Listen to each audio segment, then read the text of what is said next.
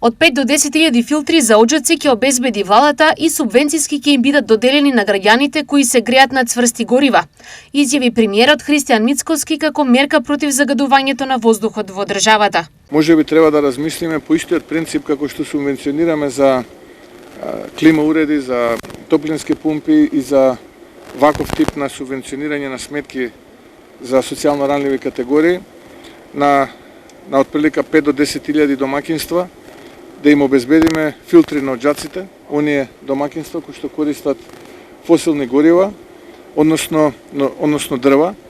Изминативе неколку дена работев лично на оваа проблематика и гледам дека голем дел од градовите на тој начин го намалиле загадувањето.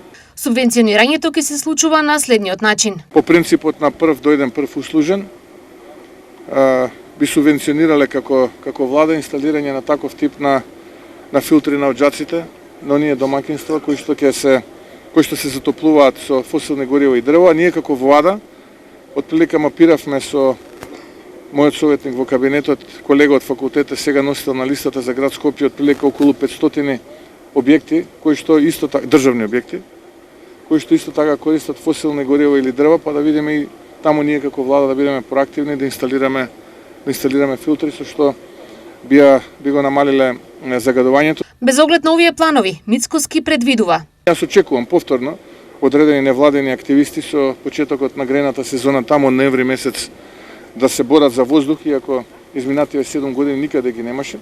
И затоа ќе се обидеме да антиципираме однапред за да видиме колку можеме сега. Само треба да видиме со законодавство дали тоа е дозволено, имајќи предвид дека сме во избори и дека изборите се веќе распишани, ова било вонредна мерка. Така што размислуваме и во таа насока да помогне.